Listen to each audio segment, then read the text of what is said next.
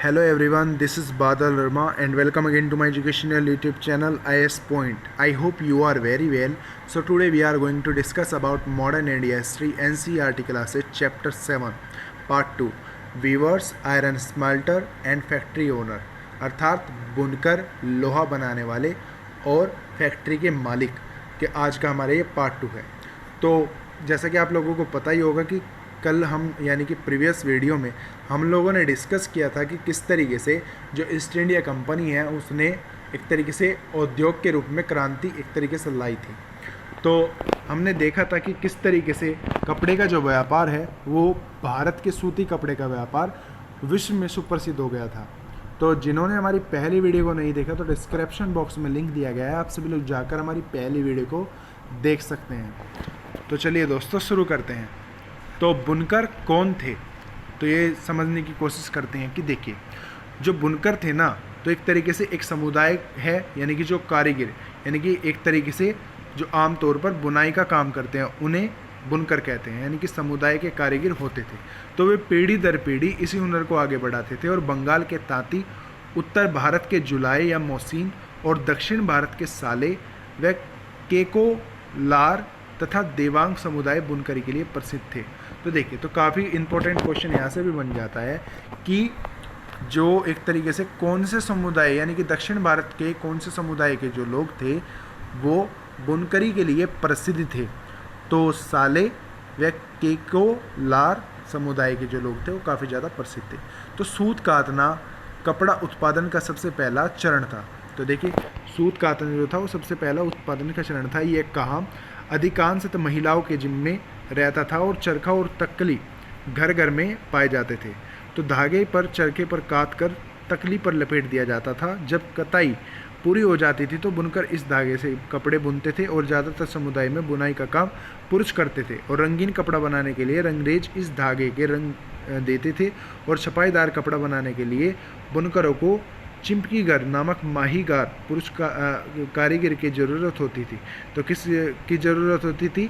चिंपीगार, तो जो ठप्पे के से थपाई करता था और हथकरघों पर होने वाली बुनाई और उससे जुड़े व्यवसाय से लाखों भारतीय की रोजी रोटी चलती थी। तो एक तरीके से इतना ज़्यादा महत्वपूर्ण ये बुनकरी का काम था। तो भारतीय कपड़े का पतन किस तरीके से हुआ, तो देखिए तो ब्रिटेन में सूती कपड़ा उद्योग के विकास में भारतीय कपड़ा उत्पादन पर कोई तरह से असर पड़े। तो पहला असर तो ये था कि जो भारतीय थे ना उनमें कपड़े का यूरोप एक तरीके से अमेरिका के बाज़ार में ब्रिटिश उद्योगों में बने कपड़ों को मुकाबला करना पड़ता था। और दूसरा था कि भारत से इंग्लैंड को कपड़े का निर्यात मुश्किल होता जा रहा था क्योंकि इतने ज़्यादा उस समय संसाधन नहीं थे, क्योंकि ब्रिटिश सरकार से भारत से आने वाले कपड़े पर भारी सीमा शुल्क थोप दिया जाता था। और इसी के साथ जब इंग्लैंड में बने सूती कपड़े के 19वीं सदी में शुरुआत की तब तक भारतीय कपड़े को अफ्रीका, अमेरिका और यूरोप के परंपरागत बाज़ारों से बाजार कर दिया गया। और इसी तरह से जो हमारे यहाँ हजारों बुनकर बेरोजगार हो गए और सबसे बुरी मार बंगाल के बुनकरों पर पड़ी, क्योंकि बंगाल के जो बुनकर थे वो सभी एक तरीके से इसी व्यवसाय को लेकर वो अपनी दिनचर्या को चलाते थे। उनके लिए एजेंटों ने तयशुदा आपूर्ति के लिए बुनकरों को पैसे की देना बंद कर दिया और परेशान बुनकरों ने मदद के लिए बार बार सरकार से गुहार लगाई। तो देखिए तो जैसे कि पहले हम चित्र के बारे में डिस्कस कर लेते हैं कि क्या इसमें बताने की कोशिश की गई है। तो बंगाल का एक ये तांती बुनकर का जो चित्र है तो बुलियर चित्रकार सेलिविंस द्वारा ये बनाया गया है 1790 में। तो इस चित्र में तांती बुनकर गड्ढे वाले करछे पर काम कर रहा है।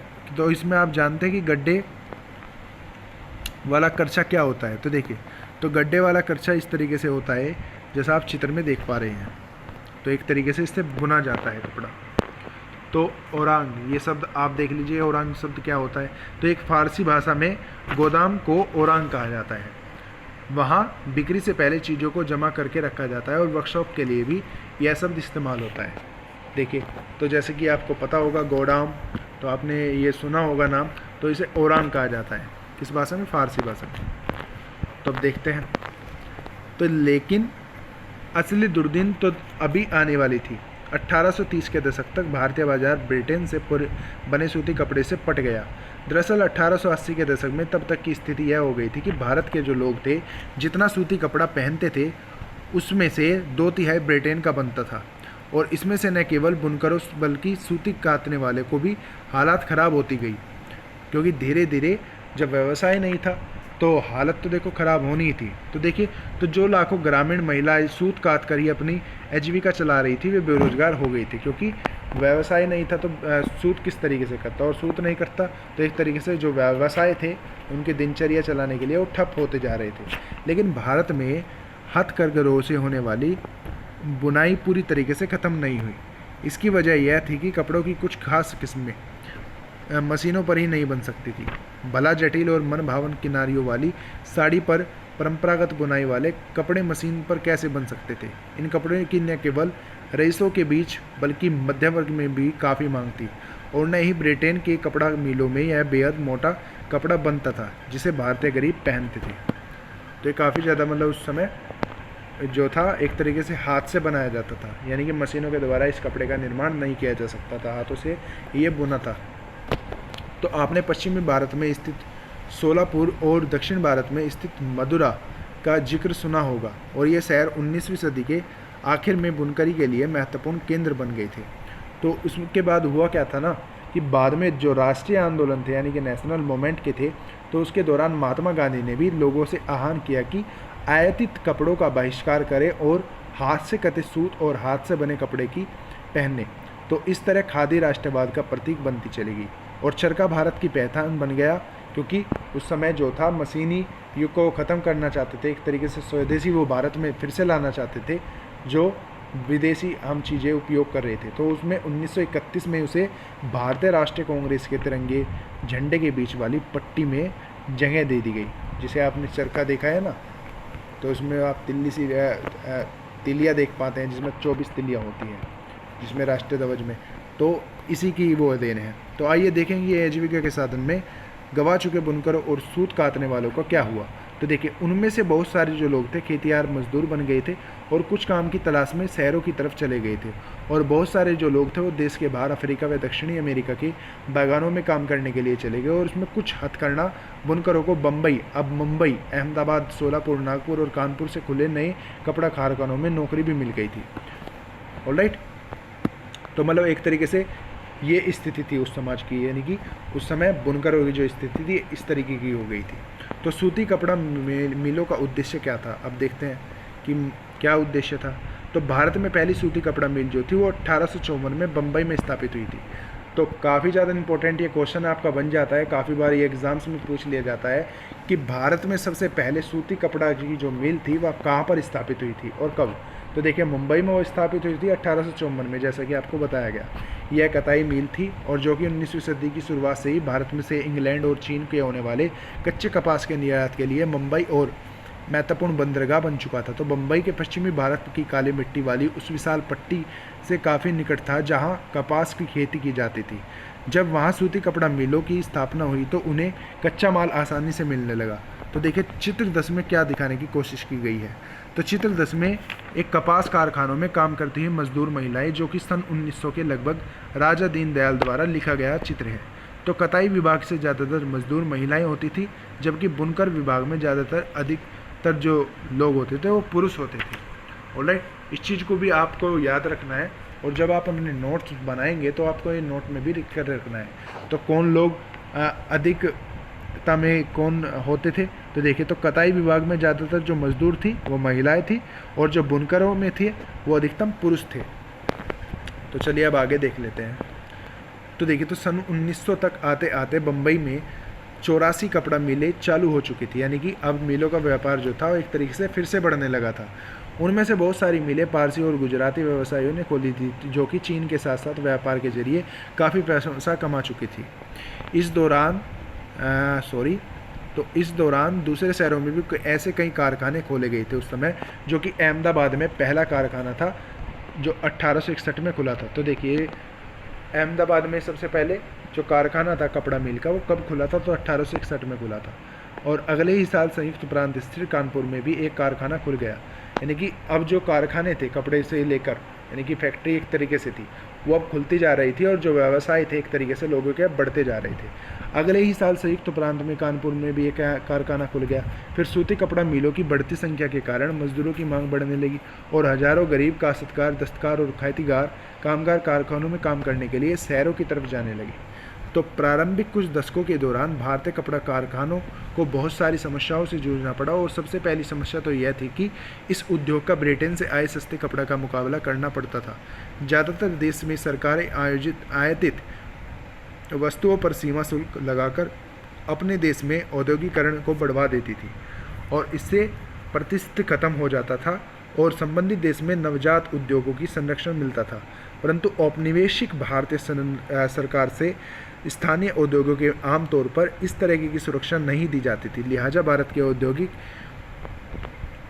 सूती वस्त्रोत्पादन की पहली बड़ी लहर प्रथम विश्व युद्ध के समय दिखाई दी, जब ब्रिटेन से आने वाले कपड़े की मात्रा में काफ़ी कमी आ गई थी और सैनिक ज़रूरतों को पूरा करने के लिए भारतीय कारखानों से कपड़े का उत्पादन जो बढ़ाने की मांग की जाने लगी थी। ऑलराइट, तो देखिए आपने ये चित्र देखा होगा प्रगलन। तो चट्टान या मिट्टी को बहुत ऊंचे तापमान पर गर्म करके धातु तैयार करने या धातु की बनी चीज़ों को पिघलाने की प्रक्रिया को ही प्रगलन कहा जाता है। ऑलराइट, तो काफ़ी ज़्यादा ये आपसे एग्जाम्स में पूछ भी लिया जाता है कि प्रगलन विधि किससे संबंधित है, तो धातु को पिघलाने से ही संबंधित है। ऑलराइट, तो अब देखते हैं कि टीपू सुल्तान की तलवार और वुड्स स्टाइल। तो देखिए, तो चित्र 11 में पहले देख लेते हैं क्या बताने की कोशिश की गई है। तो 18वीं सदी के अंत में टीपू सुल्तान की तलवार, जो कि टीपू सुल्तान की तलवार की मुठ पर कुरान की आयतों लिखी हुई है और जिनमें युद्ध में फतेह के संदेश दिए गए हैं। और गौर से देखिए कि शेर का जो सिर है वो मुड़ के निचले सिरों की तरफ है। तो देखिए, ऑलराइट, अब देखते हैं टीपू सुल्तान की तलवार और वुड स्टील।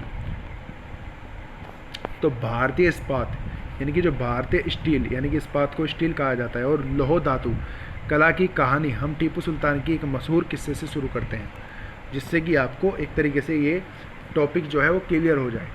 तो ये वही टीपू सुल्तान है जिन्होंने 1799 तक मैसूर पर शासन किया था। तो मैसूर पर इन्हें शासन किया था और फिर अंग्रेज़ों ने 4 लड़ाइयाँ लड़ी थी इनके साथ, जिनसे 4 लड़ाइयों में लगातार जीतते रहे, परंतु फिर ये हार गए और तलवार के लिए लड़ते लड़ते फिर ये मारे भी गए थे। तो टीपू की विश्वविख्यात तलवार आज इंग्लैंड के संग्रहालयों में बहुमूल्य संपत्ति है। लेकिन क्या आप जानते हैं कि टीपू सुल्तान की तलवार इतनी खास क्यों थी? दरअसल इस तलवार की धार इतनी सख्त थी और पैनी थी कि वह दुश्मन के लौह कवच को भी अपनी आसानी से चीर सकती थी। और इस तलवार में यह गुण कार्बन की अधिक मात्रा वाली वुड्स नामक स्टील से पैदा हुआ था, जो पूरे दक्षिण भारत में बनाया जाता था। और इस वुड स्टील की तलवारें बहुत पैनी और धारदार होती थी और इसकी यह बनावट लोहे में गड़े कार्बन के बेहद सूक्ष्म कणों से पैदा होती थी। जैसा कि आप जानते होंगे कि स्टील एक काफ़ी ज़्यादा मजबूत धातु होती है। ऑलराइट, तो इससे निर्मित ही ये तलवार थी, यानी कि स्टील का जो निर्माण हुआ था वो एक तरीके से ब्रिटिशर के टाइम पर हुआ था, यानी कि जब अंग्रेज़ों की सरकार भारत में अपना शासन चला रही थी। तो देखिए, तो टीपू सुल्तान की मृत्यु के 1 साल बाद यानी कि सन 1800 में मैसूर की यात्रा करने वाले फ्रांसीसी मुकाबन ने इस बात का ब्यौरा दिया कि मैसूर के सैकड़ों प्रगलन भट्टियों को वुड स्टील की किस तरह बनाया जाता था। इन भट्टियों में लोहे की कॉट कोयले के साथ मिलाकर मिट्टी की छोटी छोटी हड्डियों में रखकर दिया जाता था और तापमान के जटिल उतार चढ़ावों को नियंत्रित करते हुए प्रगलन इस्पात और सिलिलिया तैयार कर लिया जाता था, जिनका न केवल भारत बल्कि पश्चिमी और मध्य एशिया में भी तलवार बनाने के लिए इस्पात किया जाता था। और उस समय वुड्स असल में कन्नड़ शब्द है, यानी कि उक्कू, यानी कि तेलुगु शब्द हुक्कू और तमिल में मलयालम शब्द में उरुक्कू, यानी कि स्टील का ही बिगड़ा हुआ अंग्रेजी रूप है। तो देखिए, तो बिगड़ा हुआ अंग्रेजी रूप ये है। तो भारतीय वुड स्टील ने यूरोपीय वैज्ञानिकों को काफ़ी आकर्षित किया था उस समय।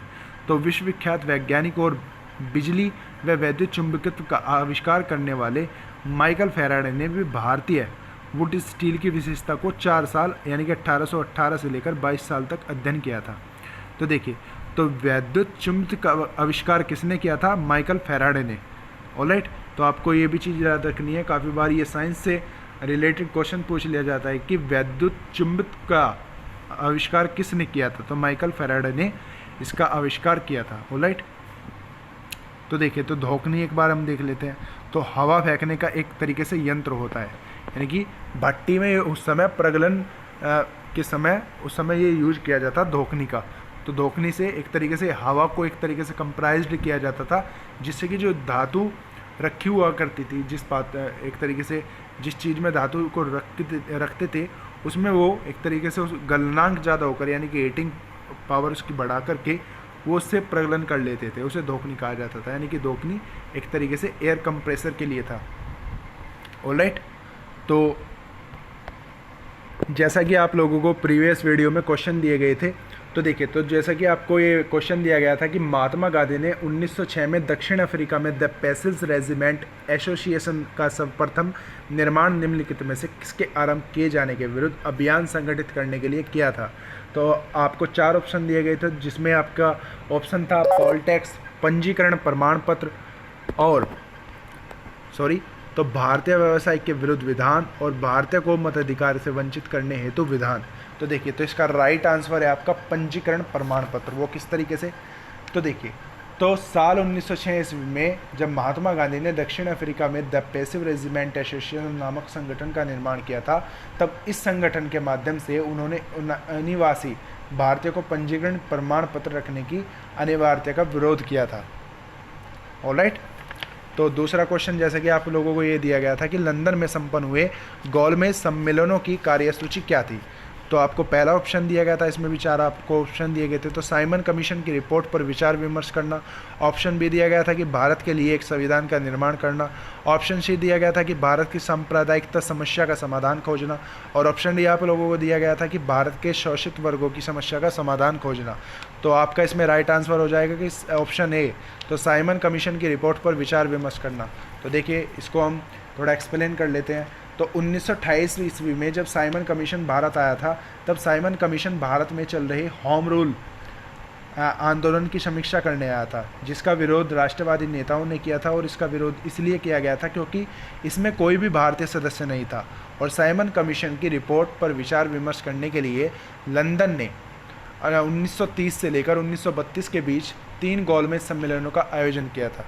ऑलराइट, आई होप कि आपको ये आज का वीडियो अच्छा लगा होगा। तो कल हम लोग फिर से मिलेंगे एक नई वीडियो के साथ।